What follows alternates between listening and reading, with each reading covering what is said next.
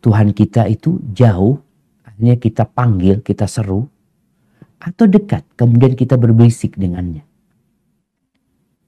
Lalu turun ayat yang tadi kita baca. Allah itu dekat.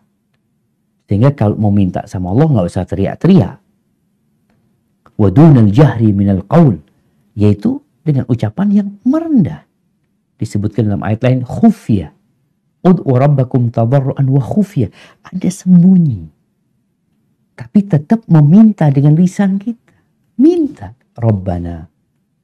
Jadi bukan sesuatu yang terbetik di hati lalu mengatakan Allah tahu anak kepingin ini. Ya sudah, Allah kan udah tahu. Allah udah tahu, tapi Allah nyuruh kau minta. Makanya doa ini adalah ibadah yang paling dicintai Allah Azza wa Jalla. Karena menunjukkan kerendahan manusia. Kehinaan manusia. Dia minta, ya Rabbi. Dia angkat tangannya. Memohon kepada Allah Azza wa Jalla. Lalu dia panggil Allah dengan lisannya. Jadi kalau sekadar terbetik di hati, belum dikatakan berdoa. Itu hanya sesuatu yang terbetik di hati kita. Yang dikatakan doa itu, jadi kalau di asal kata da'a yad'u, bahasa Arabnya itu adalah memanggil dengan suara. Itu disebut dakwah. Jadi kalau nggak ada suara berarti engkau belum berdoa.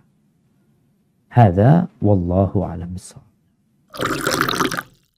Ketahuilah bahwasanya surga itu dikelilingi dengan perkara-perkara yang dibenci oleh jiwa. Harus ada di benak kita. Mau masuk surga itu jalannya mendaki. Terjal. Melelahkan. Udah terjal. Melelahkan. Banyak rintangan. Banyak godaan di sana. Sedangkan neraka itu dikelilingi dengan perkara-perkara yang nyaman. Yang enak. Jadi orang kalau mau masuk ke neraka itu nggak perlu capek dia. Kenapa? Karena nafsu dia ada di situ. Sampai kita lihat kadang-kala orang itu masuk neraka sambil bayar aja. Bayar dia masuk neraka. Na'udzubillah, dia berzina umpamanya. Karena ada syahwat dia di sana. Dia akan masuk surga Allah Azza wa Jalla penuh dengan perjuangan dan melelahkan. Oleh karena itu, kalau MT kita ini MT rohat ya, artinya istirahat, santai. Imam Ahmad ditanya, ya Imam, mata roha. Wahai Imam, kapan rohat yang sebenarnya itu kapan? Rehat kita itu kapan? Maka kata Imam Ahmad bin Hanbal, rahimahullahu ta'ala, fi awwali qadamin tabauha fil jannah. Di awal engkau meletakkan kakimu di surga. Itu istirahat. Berarti sebelum itu. Rasulullah sallallahu alaihi wasallam mengatakan afdhalus salat ba'dal fariḍah salatul lail. Sebaik-baiknya salat setelah salat wajib adalah salat malam.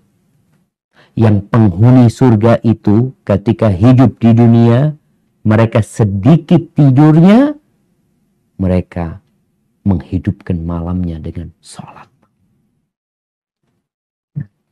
Kalau mungkin kita setelah Ramadan berhenti salat malam, karena kita memang beramal ya di waktu-waktu yang mulia. Tafadhol, sekarang kesempatan. Ada hari-hari yang paling indah, yang paling dicintai Allah. Kita laksanakan sholat. Ya, qiyamul lail ini jemaah. Kata Jibril. Berpesan kepada Nabi SAW. Wa'alam. Anna syarafal mu'min qiyamuhu bil lail. Wa izzatahu istighna'uhu 'anil nas. Ketahuilah Muhammad alaihi salatu wassalam ya Rasulullah. Sesungguhnya kemuliaan seorang mukmin itu qiyamul lail. Engkau salat malam diangkat derajatmu sama Allah Azza wa Jalla. Wa izzatahu, dan kehormatannya ketika dia enggak butuh sama manusia. Dia hanya bergantung sama Allah Azza wa Jalla. Allah Azza wa Jalla mengatakan, Ya ayyuhal muzammil, qumil layla illa qalila. Wahai orang yang berselimut, bangun engkau. Bangun. Apalagi sekarang nih, musim dingin ya, di mana matahari katanya menjauh dari bumi, yang orang lebih nyaman dengan selimutnya, tapi tatkala kita bangun pada waktu itu akan menjadi lebih utama, apalagi di 10 awal Dzulhijjah.